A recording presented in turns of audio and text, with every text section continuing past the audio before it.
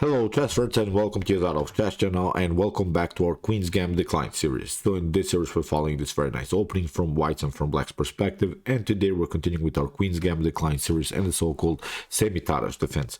The Semi-Tarrasch Defense we have explained so far with great opportunities for White and for Black, with great opportunities for both sides, and today we're analyzing a new line in which White will play a very passive move e3 in an early stage of the game. I'll explain of course what's the difference and what's the important thing about this line.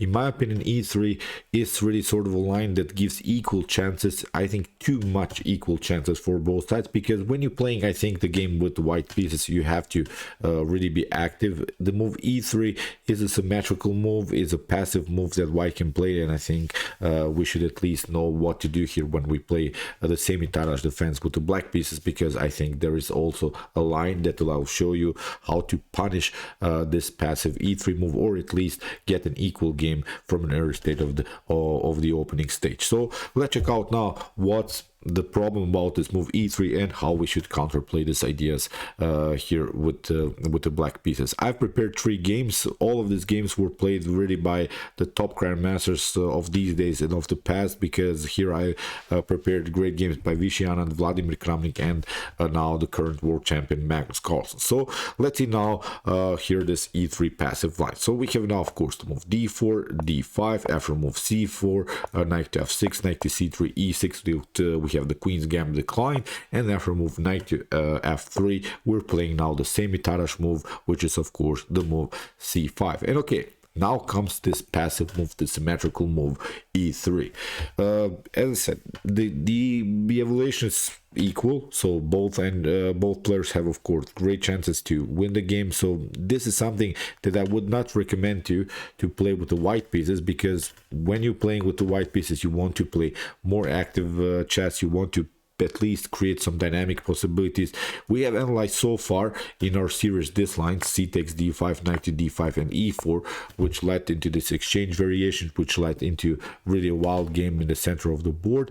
So in my opinion, as I said, the move e3 is a little bit too passive, so that's why from Black's perspective we have to have some kind of a preparation also against these lines. Although probably most of the games will end in a draw, but I wanted to show really a cool method how to play against these types of structures. So what we should do immediately is, again, I'm pointing out, we have talked about this positional ideas also in the Pillsbury variation in our previous video, and if you have trouble maybe to understand what's going on now on the board, please check out my previous analysis. You should really study the Semi-Tarrasch Defense from introduction video, part 1, part 2, and so on. So in that videos we have already explained some strategical and tactical elements of this opening. So after move e3, again, I'm pointing out this is the dynamic center, this is now really wild center, so we should undermine the pressure by trading off some pawns. So that's why here my recommendation is to play the move d takes c4. This move d takes c4 decoys the bishop to c4. That's now the most important thing, because after d takes c4 we have to understand also a little bit the position after the move, after the Queen's Gambit accepted. The game becomes a Queen's Gambit accepted. We have decoyed the bishop to c4, and actually the bishop on c4 becomes now our main object of the attack. So there are different approaches how white can play now. We can play immediately the move a6, that's now the main line, a6 with preparations to play b5, and then get use of our queenside pawn majority, maybe here using this 3 versus 2 situation on the queen side. So white has now several options how to proceed here. White can play maybe here the move king set castling, then we play of course the move b5. After move bishop to e2, it's now very important to play here for white the move bishop to e2 instead of bishop to d3 or bishop to b3, because when white plays maybe here the move bishop to d3 or b3, then still we can get another tempo by playing the move c4. Maybe after bishop to b3, we should not rush into this attacks with the move c4, because then of course white has his dominant position in the center. White will then after move c4 and bishop to c2 push the pawn to e4. The same thing will probably happen if white plays the move d4, but it's now time simply to delay the situation a little bit. We can play bishop to b7. We're delaying this move. We want white to play here d takes c5, then we can come out with our bishop with the tempo. So that's why we're delaying the dark square bishop move. We're playing around this move. We're playing, I don't know, bishop to b7, knight to d7, maybe queen to b6, rook to d8. We're playing different moves. We don't want to play with our bishop because when that happens, then the bishop doesn't come out with the tempo. In one particular moment we can maybe do it, but so far we should not do it because we want to get out with the bishop with an extra tempo. So as I said, in this ideas, c4 seems like a tempting move, but it's not so good because finally white will have a dominant central control after c2. Maybe you can get another tempo, but basically you're exposing your pawns. The pawns then in the continuation of the game could be long-term weaknesses. So that's why, as I said, it's something not that you should do. We're playing different move orders. So after move a6 and the move king side castling, as I said, b5, but after the move bishop to e2, we're playing different moves. So here knight to d7, for instance, and now we're analyzing this move, b3. b3 stops, of course, also a little bit black's progress on the queen side, because after move b3, it's obviously that white will develop the dark square bishop here on this diagonal. And the first instructive game that I prepared here for you in this position is a great game played by Shakari Mamedyarov here with the white pieces against the world champion Magnus Carlsen. And as I said, it's many times you see probably a draw in this position, but you know Magnus Carlsen, he loves this drawish position, especially when he has dynamic chances to get back into the game. Here in the continuation, again, I'm pointing out Magnus played around this move, played bishop to b7, bishop to b2, and now in the continuation of the game, we have really a dynamic center position. Now, again, it's a little bit time to undermine the pressure. Now, finally, Magnus plays bishop to e7 because he doesn't have any more normal moves in order to delay the bishop move. In the continuation of the game, we have rook to c1 by Shakari Mamedyarov, we have castling, and now queen to c2, developing the queen, and now rook to c1. Magnus uses this moment immediately, plays the rook well already the queen, is because if for instance instead of this move queen to c2 you play finally the move d takes c5, then with knight to c5 I think we have a great control of the e4 square. Queen to b6 will happen, rook to c8, rook to d8, and again black has here equal chances to win the game. So as I said, you can be the judge of this position. In my opinion, black has solved not all of the positional problems, although probably the game will lead in the draw. But that's what I meant also in the title. Don't play this line, especially from white's perspective. When you play the move e3, don't play this line if you're such a great player in chess, because the e3 line leads probably into too many drawish possibilities for both sides. So here black has, I think, solved all of the positional problems. So after move queen to c2, probably a slightly inaccuracy by Shakari Mamedyarov, because Magnus uses this moment immediately, smells some blood, because now the rook is where the queen is already, and now there are maybe some tactical possibilities on the c file. So that's why queen to b1. It seems to me that Shakari Mamedyarov has lost a little bit time in the development, has lost a couple of tempi by playing twice with the queen. Now queen to b6, a perfect square for the queen. The queen cannot be endangered here, the queen is secure here, but still we're continuing also our pressure here around the square d4, and we're waiting finally white to take the pawn on c5, then we can cut out with knight to c5 or with bishop to c5. Rook from f to d1, rook from f to d8, competing of course on this semi-open files, of this potential open files, we have to say it really, because probably the c file or the d file will get open. So that's why you want to have your rooks on that files where probably the game will get open. So here after move rook from f to d8, we have h3, h6, finally this d takes c5, knight to c5, rook to d8, rook takes d8, and now rook to d1, and now b4. Great move by Magnus Carlsen. Again, I'm pointing out Magnus had this advantage on the queen side through the whole game, the space advantage, and that was only possible because of this move a6. So the a6 move in the beginning was, I think, the most important move in order to kick away the bishop. We got some tempi against this bishop on c4, and then we have now also this opportunity to kick away further the knight. So here rook takes d8, we have queen takes d8,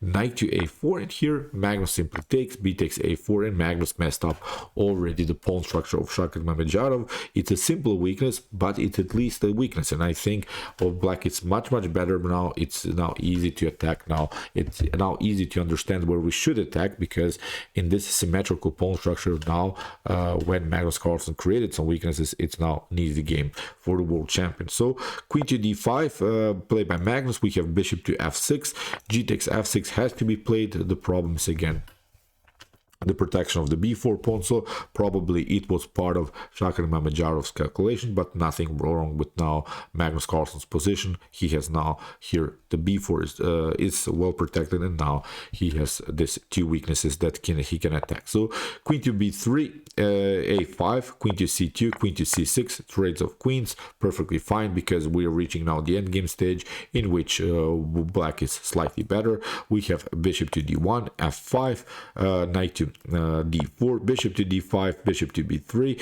You don't want to trade off, of course. Here bishop takes b3, because after a takes b3 you're improving your opponent's pawn structure, and you see now this is a problem. The a5 is a long-term weakness. Knight to c6 will happen, and you will probably lose this pawn on a5. And the problem is also that you have a dark square bishop on the board here from black's perspective, and you cannot attack, of course, the light square pawn. So here after move bishop to b3, we have bishop to b7, bishop to c4, bishop to c5, and Magnus Carlsen finally took. Bishop takes d4, e takes d4, and provoked simply too many weaknesses. We have now 3 pawn islands, and Magnus Carlsen eventually won this endgame. So you know how Magnus Carlsen loves to play such an endgame stage where he has an obvious advantage, and Magnus Carlsen, as I said, won the game. The whole game will be in the description below. Maybe you can also check out the whole game. That's not the point of the video. The point of the video is now this early stage of the game, where after here the move knight to f6, knight to c3, white played this passive move e3. Now it's very important, it's very essential to know this continuation, d takes c4. It becomes already like a queen's gambit accepted, but after bishop to c4, a6. If now a4 happens, I've prepared also a great game after move a4, in which white is preventing this move b5, but we'll analyze now again this one. Carlsen b5, getting an extra tempo. We have bishop to e2, and now, as I said, we're playing around the move. We don't want to play bishop to e7 immediately. Then d takes c5 will happen, and then bishop to c5. You have wall sort of a tempo. So we're waiting this move d takes c5 if possible.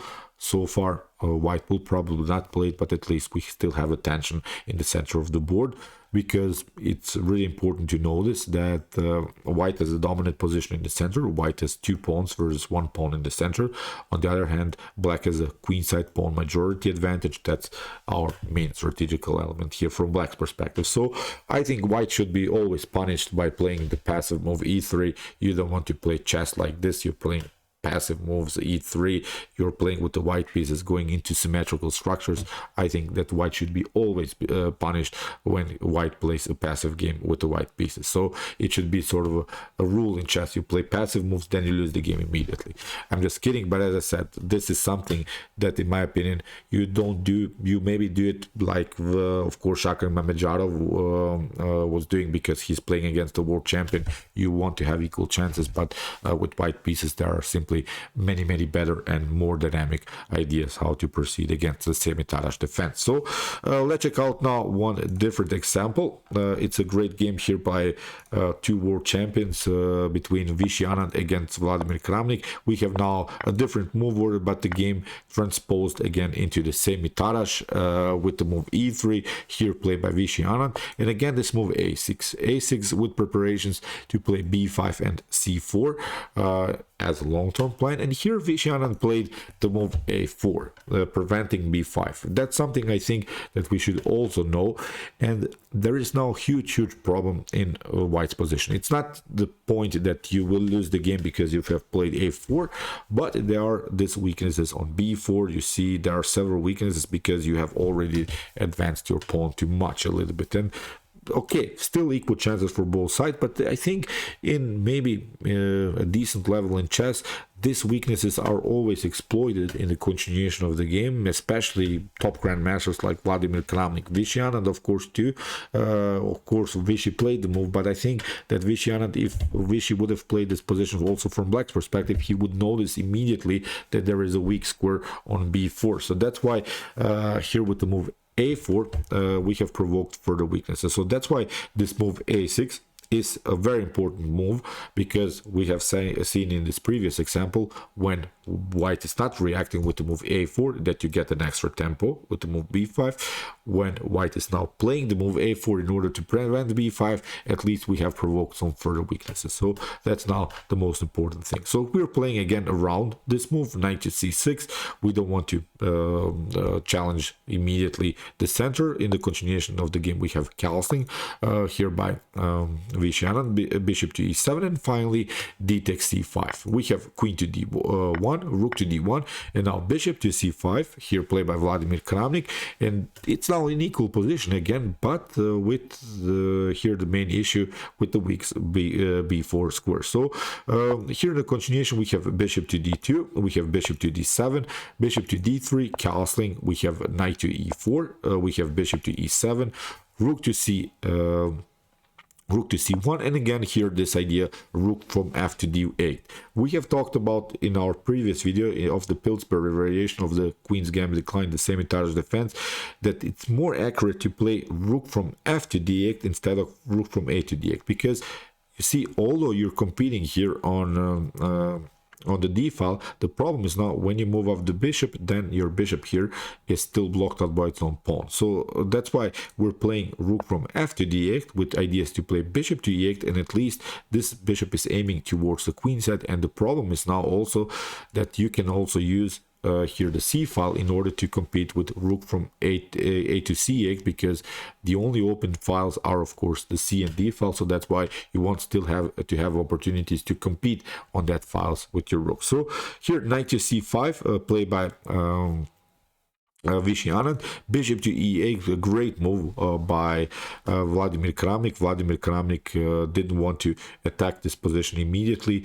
He waited a little bit. You see, knight to b7 is of course not an opportunity because bishop to d3 wouldn't hang here. So that's why Vicianen had to play different ideas, played bishop to e2. But now again a brilliant move, rook to d5, because if you take again, then you get rook to a7, and your knight is going to be trapped. So again, a completely winning position here for black. So that's why you should be careful. Knight to b3 was played by Vicianen. We have rook from a to d8, the great rook battery on the d file, bishop to e1, rook takes d1, bishop to d1, and again knight to b4. As I said, you see how this square is exploited because of this move a4 in a equalish position.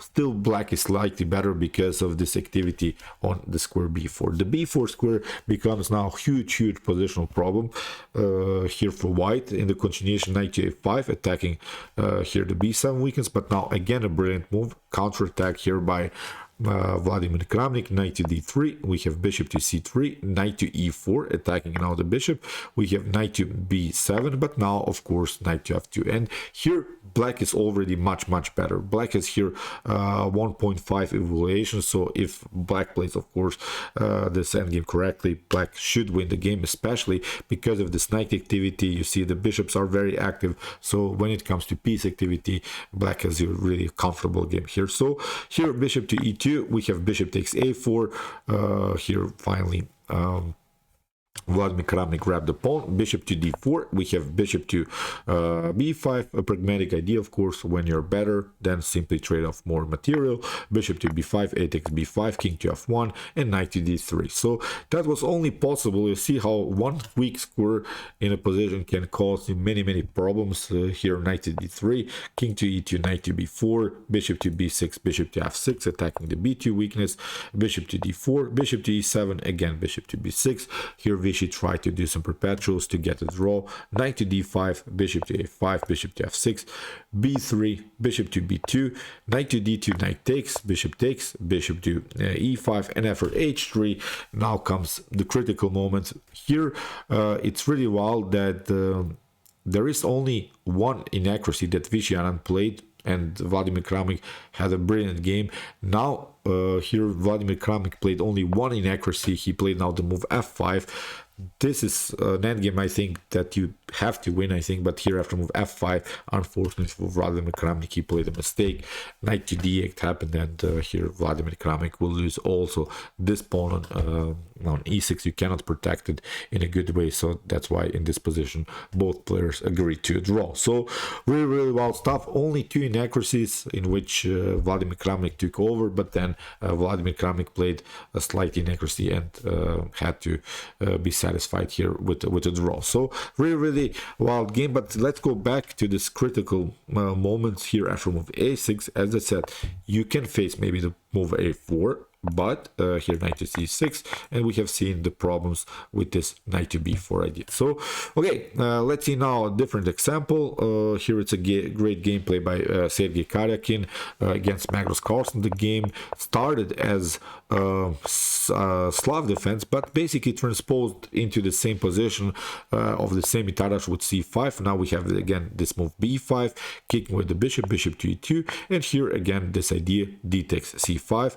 Magnus played knight to c6. Here Sergei Karyakin played the move knight to d2, bishop to c5, knight to e4, takes, and now bishop to e7. We have b3, and now knight to b4. Again, Magnus Carlsen attacked also the queen side. We have bishop to f3, threatening some discoveries with knight to f6 and bishop to b7. Here in the continuation we have castling, bishop to a3, rook to c8, knight to f6, and finally this tactic happened, bishop to f6. We have bishop to g7, Magnus took the rook, bishop to b4. Really it was a trading feast here, bishop to f6, bishop takes f8, but now Magnus found a great way how to get a drawish position, rook to d1, and now rook to f8. Here Sergei Karyakin took, bishop to a6, and after b4 the game went into an opposite color bishop's endgame in which both players agreed to a draw. So this is also something that I think you should see, because there are so many tactical possibilities even in symmetrical and simplified games. But as I said, the move a6 is something that you should know in these types of ideas. Let's go back. So I said a6, white has basically two choices: either let you the move b5 and then retreat with the bishop, or let you maybe block you out with the potential move a4, but then he leaves also several weaknesses in this position. So okay, I hope that we have solved now this e3 problems of the Queen's Gambit client of the Semi-Tarrasch defense. If you want to study this very nice opening more, check out my previous analysis, check out our series before with some different ideas, different possibilities for both sides. And if you have trouble to play against e4, check out my hyper accelerated rank Sicilian defense series as a good response against this very aggressive methods in chess. And if you like this content, don't forget to subscribe to my channel. See you soon with some more videos, and chess is the best, of course.